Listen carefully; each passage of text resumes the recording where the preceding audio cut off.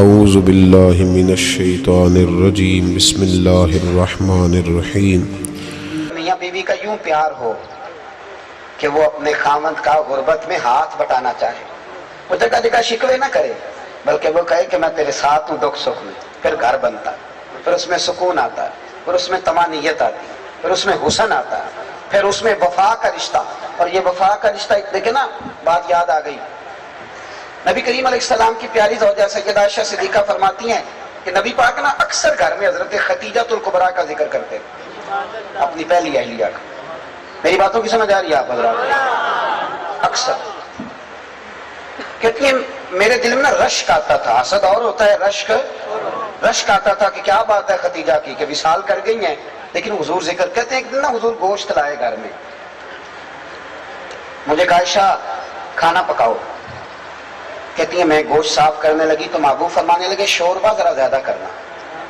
میں نے کہا یا رسول اللہ کچھ مہمان آنے ہیں؟ فرمایا نہیں، مجھے پتہ چلا ہے مدینے میں نا خدیجہ کی کچھ سہیلیاں آئی ہیں، تھوڑا سالن ادھر بھی بھیجنا ہے۔ تو حضرت عائشہ صدیقہ کہتی ہیں بڑے ڈر کے، بڑے سوچ کے، مسجع مکفہ، مختصر فکرے، جھجک کے، اے پائے نظر ہوش میں آ یہ کوہ نبی ہے۔ کہتی بڑے دھیمے لہجے میں آنکھیں جھکا کے گوشت پہ لگا کے نا میں نے ایک ہلکا سا جملہ، میں نے کہا یا رسول اللہ صلی اللہ علیہ وسلم آپ کو اللہ نے جوان اور خوبصورت بیویاں دی ہیں، خدیجہ تو 15 سال بڑی تھی اور آپ ہر وقت خدیجہ کا ذکر کرتے رہتے ہیں۔ فرماتی میں نے جملہ کہا، اب میں نظر نہیں اٹھاتی تھی، پتہ نہیں حضور کیا فرمائیں گے، لیکن جب میں نے دیکھا حضور کا چہرہ انور پر جلال، تھوڑی دیر پہلے جلال تھا، چند لمحوں کے بعد حضور کی آنکھوں سے آنسو ٹپکنے لگے اور فرمایا عائشہ تم ہو، سودا ہو، حفصہ ہو، میمونہ ہو، تم سکھوں کے وقت آئی ہو، خدیجہ تو میرے دکھوں کی ساتھی تھی، وہ تو میری تکلیفوں کی ساتھی تھی۔ فرمایا لوگ مجھے پتھر مارتے تھے، میری راہوں میں کانٹے بچھاتے تھے، میں ستایا ہوا گھر لوٹتا تھا، اس وفادار عورت کے ایک ہاتھ میں دودھ کا پیالہ ہوتا تھا، ایک میں کھجوریں ہوتی تھی، دودھ پلا کے کھجوریں کھلا کے کہتی تھی محبوبہ غم نہ کرنا، اللہ بڑی شانیں عطا فرمائے گا، بڑی فتوحات دے گا۔ بھائی گھر کے اندر جب تک میاں بیوی، یہ فکر حسین بیان کر رہا ہوں، یاد رکھنا ہم اپنے ہاتھوں سے بچوں کی شادی کرتے ہیں، پھر اپنے ہاتھوں سے انہیں تباہ بھی کرتے ہیں، بسنے نہیں دیتے۔ بچے کے ماں باپ کی ذمہ داری ہے کہ بیٹے کے سامنے اپنی بہو کی تعریفیں کریں، اور لڑکی کے ماں باپ کی ذمہ داری ہے کہ لڑکے کی تعریفیں کریں۔ آپ ایک غلط بات کہہ کے نا، ایک غلط جملہ کہہ کے تیرا خامد اس طرح کا ہے، آپ تو سائیڈ پہ ہو جاتے ہیں، انہوں نے 24 گھنٹے اکٹھا رہنا، ان کی زندگی میں آگ لگ جاتی ہے۔ اور نبی کریم علیہ السلام نے فرمایا وہ لعنتی ہے جو بیوی کو میاں کے خلاف اکسائے اور میاں کو بیوی کے خلاف، ملعون کا حضور نے، ابن حجر اسقلانی حدیث لائے۔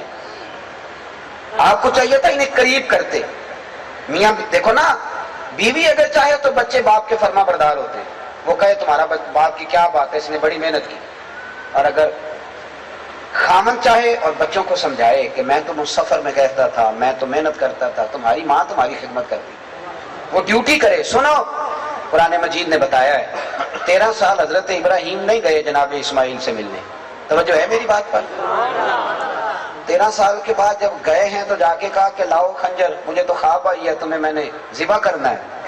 تمام مفسرین نے لکھا ہے کہ حضرت ہاجرہ نے بیٹے کے دل میں یہ بات ڈال دی تھی کہ بیٹا تیرا باپ بڑی شانوں والا ہے، ماں نے ڈالی تھی، ماں نے فرما ماں چاہے تو تباہی کر دے اور ماں چاہے تو باپ کا فرما بردار بنا دے، اپنے گھر پہ نظر کرے، اگر کبھی تھوڑا سا اختلاف رائے ہو بھی جائے۔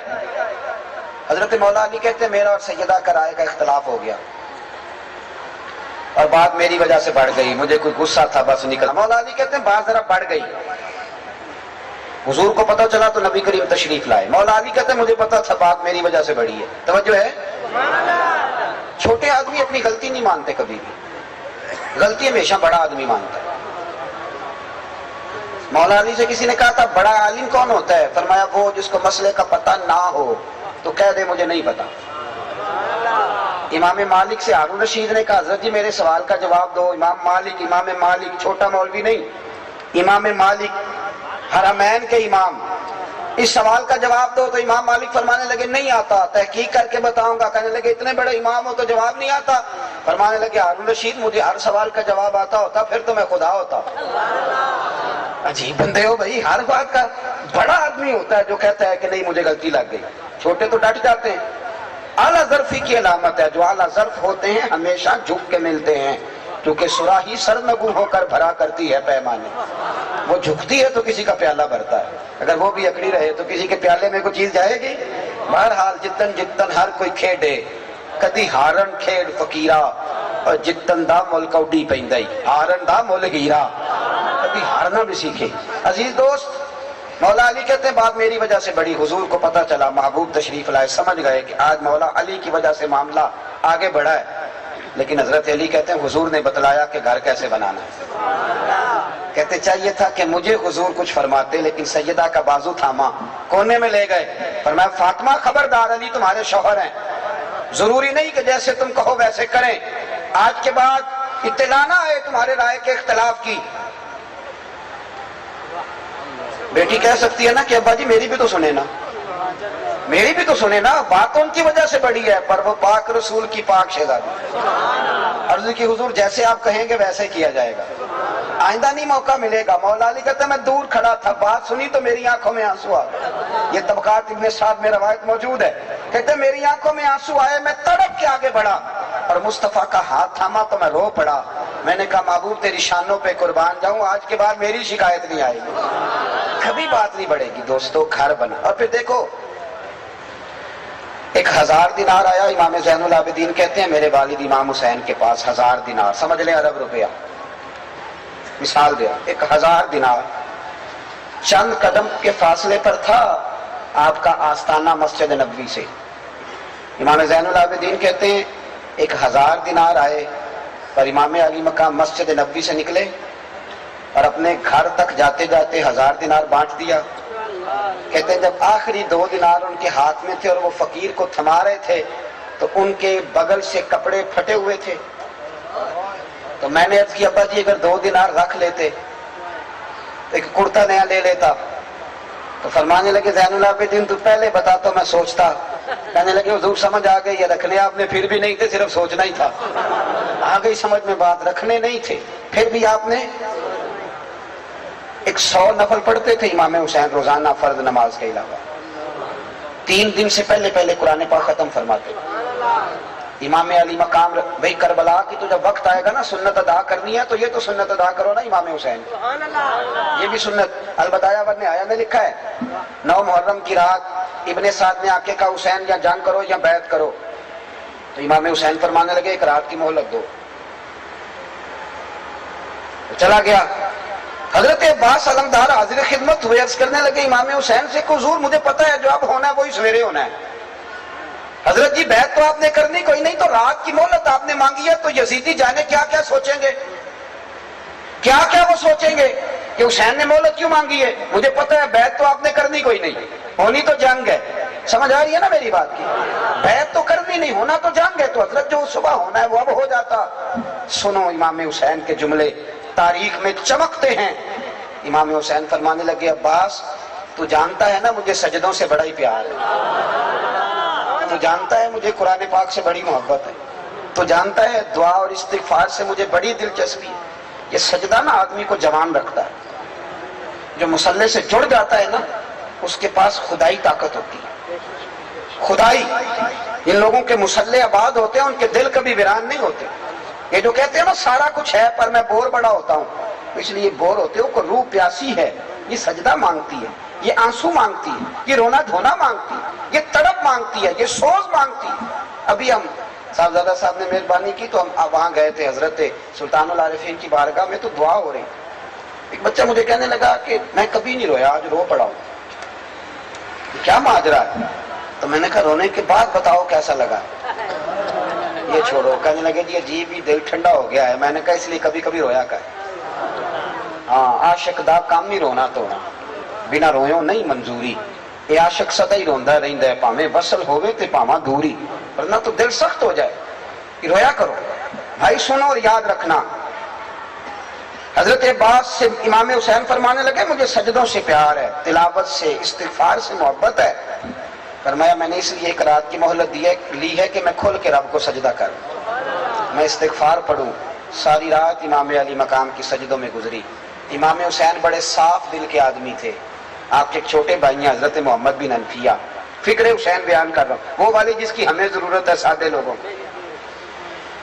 چھوٹے بھائی ہیں حضرت محمد بن حنفیہ، کسی بات میں امام حسین ان سے ناراض ہو گئے۔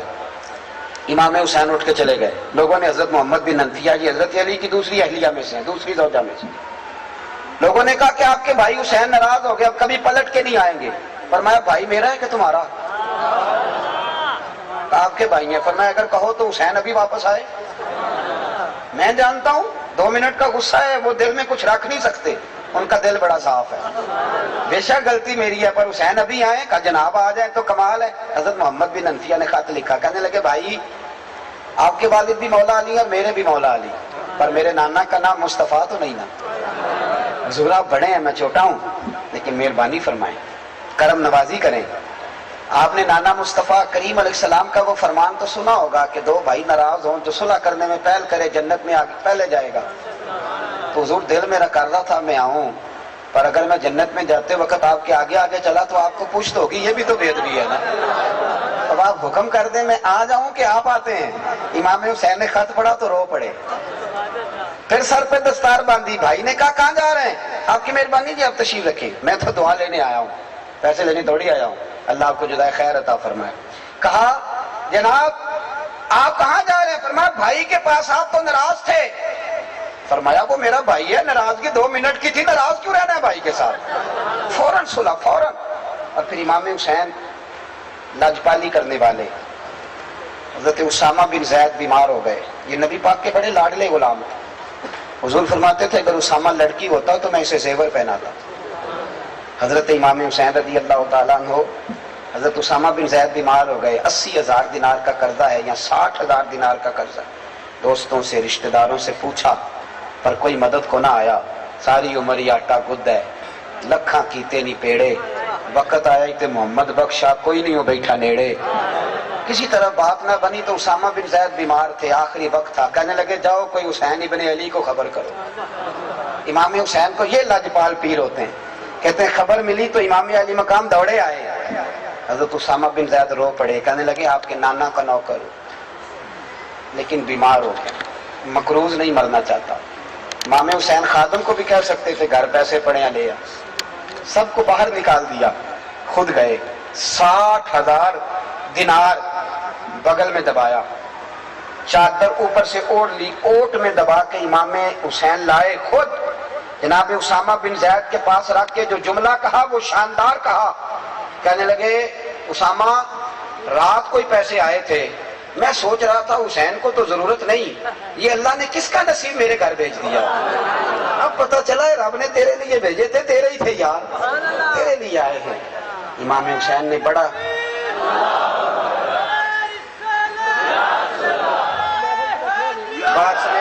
بات سمیٹنے کی طرف آیا۔ امت کے ذمہ 2 کام بڑے ضروری ہیں، ایک تو ادب والے لوگ مہذب ہوتے ہیں، توجہ ہے میری بات پر؟ 3 لوگوں کا پیر کوئی نہیں ہوتا، ایک چودھری صاحب کا پیر کوئی نہیں ہوتا، ایک مالدار کا پیر کوئی نہیں ہوتا، اور ایک جس کے دماغ کو پڑھائی چڑھ جائے اس کا بھی پیر کوئی نہیں ہوتا۔ ناراض ہو گئے آپ لوگ؟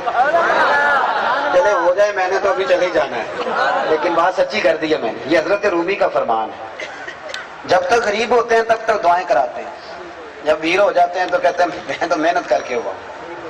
اور بھائی سنو، یہ جو ہمارا مزاج بن گیا نا اس سے نکلو، یہ اور ملا رومی نے تو یہاں تک لکھا ہے کہ مولوی کا بھی پیر کوئی نہیں ہوتا۔ اب تو میں نے اپنی بات کی، اب تو آپ بولے نا، مولوی ہرگز نہ شد مولائے روم، تا غلام شمس تبریز نہ شد۔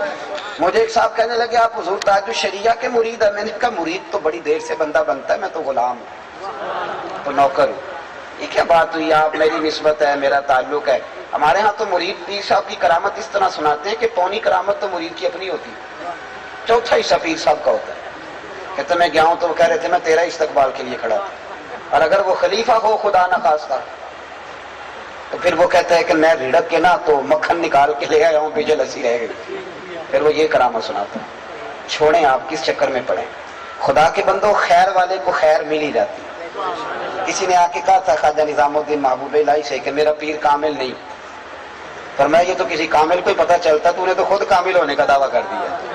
تجھے کیسے پتہ چلا کامل نہیں؟ اگر کوئی شرعی غلطی ہے، دین کا باغی ہے تو بتا.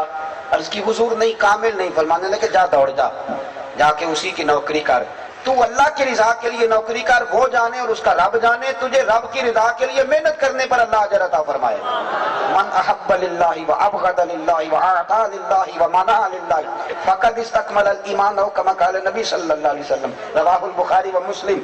حضور نے فرمایا محبت کر تو اللہ کی رضا کے لیے، بغض رکھ تو اللہ کی رضا کے لیے، کسی کو کچھ دے تو اللہ کی رضا کے لیے، کسی سے کچھ چیز منع کر تو پھر بھی اللہ کا. ادب، آداب.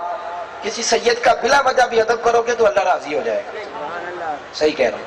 ہمارے ہاں ماحول نہیں رہا. یہ درویش لوگ ہیں بیچارے سادے جو کچھ کریں. اہل بیت نبوت کا ادب. اعلیٰ حضرت فاضل بریلوی رحمۃ اللہ علیہ نے فتاوی رضویہ کی 8ویں جلد میں حدیث لکھی ہے. نبی پاک علیہ السلام نے فرمایا جس نے عبد المطلب کی اولاد کے ساتھ نیکی کی. اور مزے کی بات یہ ہے حدیث کے راوی امیر المومنین سیدنا عثمان غنی ہیں. حضرت عثمان غنی رضی اللہ تعالیٰ عنہ راوی ہیں. حضور نے فرمایا جس نے عبد المطلب کی اولاد کے ساتھ نیکی کی، وہ جب مجھ سے ملے گا تو میں خود اسے صلہ عطا کروں گا. اب بریلی کے امام کا قلم بڑا شاندار ہے نا. اعلیٰ حضرت حدیث پہ تبصرہ کرتے ہیں، کہتے ہیں صلہ تو بڑی دور کی بات ہے، محبوبہ ہمارے لیے اتنا ہی کافی. آپ نے کہہ دیا جب وہ مجھ سے ملے گا. تو آپ کی ملاقات ہی بڑا صلہ ہے، تو اگلا صلہ کیا کرنا ہے؟ ادب کریں، احترام کریں. ایک اعلیٰ حضرت کے چھوٹے بیٹے تھے مفتی اعظم مولانا مصطفیٰ رضا خان. 1.25 کروڑ آدمی مرید تھا. ایک ان کے مرید نے ایک نام ماننے والے سے کہہ دیا کہ میرے مرشد مفتی اعظم ہے. کہنے لگا تمہارا سنیوں کا طریقہ ہے، جس کو بھی کہتے ہو اعظم ہی کہتے ہو، امام ہو تو امام اعظم، حضرت ہو تو اعلیٰ حضرت، تمہارا طریقہ ہے. اب مفتی اعظم کہہ لو. کہنے لگا نہیں واقعی مفتی اعظم. کہنے لگا چلو میرے ساتھ چلو، میرے سوال کا جواب دیں گے تو پھر مانوں گا نا. حضرت مفتی اعظم کے بیٹھک کے 3 دروازے تھے. ایک گھر کھلتا تھا، ایک مدرسے میں اور ایک باہر گلی میں. وہ مرید ساتھ لے کے آ گیا، آپ بیٹھے تھے. اب اس نے کہا تھا میں نے سوال پوچھنا ہے. کچھ لوگوں نے پہلیاں یاد کی ہوتی ہیں نا، علم کے لیے مسئلہ نہیں پوچھتے، کسی کا علم چیک کرنے کے لیے مسئلہ پوچھتے، اس لیے ساری زندگی فیض نصیب نہیں ہوتا. آ کے حضور مفتی اعظم سے اس نے کہا جی میرا یہ دوست ہے، یہ آپ سے کوئی سوال کرنا چاہتا ہے. آپ نے فرمایا پوچھو. توجہ ہے میری بات پر؟ میں سمیٹ رہا ہوں. پوچھو. کہنے لگا جی نبی کریم علیہ السلام کی 4 بیٹیوں کے نام بتائیں. اس بیچارے کا بڑا علم ہوگا نا. نام بتائیں. حضرت مفتی اعظم اٹھے اور جو دروازہ گھر کھلتا تھا اندر چلے گئے. تنقید والے منٹ لگاتے ہیں، تنقید کر دیتے ہیں. کہنے لگا تم کہتا تھا مفتی اعظم، انہیں تو 4 بیٹیوں کے نام نہیں آتے، کتاب دیکھنے چلے گئے. اب وہ مرید بھی پریشان ہو گیا کہ حضرت بات تو مشکل کوئی نہیں تھی. سیدہ زینب، سیدہ رقیہ، سیدہ ام کلثوم، سیدہ فاطمہ الزہرا رضوان اللہ تعالی علیہم اجمعین، آپ بتا دیتے بات ختم ہو جاتی. اندر کیوں گئے؟ سنو دوستو بزرگوں کے طریقے. تھوڑی دیر گزری، تھوڑی دیر کے بعد حضور مفتی اعظم واپس آئے تو داڑھی سے پانی کے قطرے گر رہے تھے. فرمانے لگے میں وضو کرنے گیا تھا، میں نے محبوب کی بیٹیوں کے نام کبھی بغیر وضو زبان سے ادا ہی نہیں کی. وضو کرنے گیا بغیر وضو کے ادا، یہ اداب تھا، سادات کا ادب، بزرگوں کی اولاد کا ادب. آخری بات آپ سے یہ کرنی ہے، امام حسین یزید کے خلاف نکلے کیوں تھے؟ یزید تو پگڑی باندھتا تھا، داڑھی رکھی تھی، جامع مسجد دمشق میں جمعہ پڑھاتا تھا. توجہ ہے میری بات؟ یزید جمعے کا خطبہ دیتا تھا، حضرت موجود ہیں، تاریخ کی کتابیں پڑھ لیں. یزید خطبے دیتا تھا، حج پہ آ کے خطبے دیتا تھا، بڑا کچھ کرتا تھا. کیوں نکلے؟ امام حسین کے سارے خطبے پڑھ لیں، مدینے سے لے کر کربلا تک، کربلا سے مقام بیضاء تک، وہاں سے سب جتنے بھی ہیں. امام حسین فرماتے تھے کہ ایک تو یزید نمازیں چھوڑ کے پڑھتا ہے، دوسرا فرماتے تھے شرابی ہے، تیسرا فرماتے تھے رنڈیوں کا ناچ دیکھتا ہے جس کا آج معنی مجرا ہے، اور چوتھا فرماتے تھے اللہ کی حدود کو توڑتا ہے، اللہ کے حلال کو حرام اور حرام کو حلال کہتا ہے، لہذا مسلمانوں کا حکمران بننے کے قابل ہے. اگر بڑے شرابی کی بڑی فوٹو کے نیچے چھوٹی میری بھی لگی ہو الیکشن میں تو فکر حسینی کے یزیدی. امام حسین تو شرابی کے خلاف نکلے تھے اور میں یہاں دل پہ الیکشن کے دنوں میں شرابی کی فوٹو لگا کے پھروں. میں کوئی کسی سیاسی جماعت کا آدمی نہیں ہوں, لیکن جو بات ٹھیک ہے موضوع فکر حسین ہے نا. اور اگر میرے موبائل میں سارا گند بھرا ہو, ملت کا نوجوان چوکوں چوراہوں میں کھڑا ہو کے گند کرتا ہو, بے حیائی پھیلاتا ہو, ماؤں بہنوں کو دیکھتا ہو, اور سویرے وہ 2 جگہ امام حسین کے نام کی پکا دے, تو وہ تو کردار تو یزیدی ہے, سارا کردار تو یزیدی ہے. 2 شخص دنیا میں کوئی کارنامہ سر انجام نہیں دے سکتے, ایک جو حرام رزق کھاتا ہے, دوسرا جس کی نظر میلی رہتی ہے. یاد رکھو, کسی میدان میں کھڑے نہیں ہو سکتے. امام حسین نے جہاد کیا بے حیائی کے خلاف, فحاشی کے خلاف, بچے قربان کر دیے, پر امت میں فحاشی, بے حیائی, شراب کباب کو عام ہونے. خدا را واپس لوٹو ملت کے جوانوں, اپنے بزرگوں سے جڑو, آستانوں پہ لوٹ آؤ. ذکر کی مستیاں, اللہ کے جلوے, حق باہو سچ باہو کے نعرے, یہ آپ کو کیف دیں گے, یہ آپ کو سرور دیں گے, یہ آپ کو ٹھنڈا کر دیں گے. یہ سکون آور جگہ ہیں. خدا را فحاشی, عریانی, بے حیائی, اس سے باہر آؤ. زندگی کی رعنائیاں رسول اللہ کے نام پہ مزہ لینے میں, نبی کریم کی محبت آپ کو ٹھنڈا کرے. یہ وہ لذت ہے, اقبال کہا کرتے تھے, خرد کی گتھیاں سلجھا چکا ہوں, یا رب مجھے صاحب جنوں کر دے. بھائی امام حسین کی فکر سچائی ہے, رزق حلال ہے, غریب کی مدد ہے, فاقہ کر کے زندگی گزارنا ہے, سادگی میں رہنا ہے, عاجزی میں رہنا ہے, سجدوں سے پیار کرنا ہے, دین کا پرچم بلند کرنا ہے. اس شاہ مشرقین کی, اس نور عین کی مطلوب ہے جہاں کو قیادت حسین کی. ہر سو یزیدیوں کا زمانے میں زور ہے, منشور آج پھر ہے ضرورت حسین کی.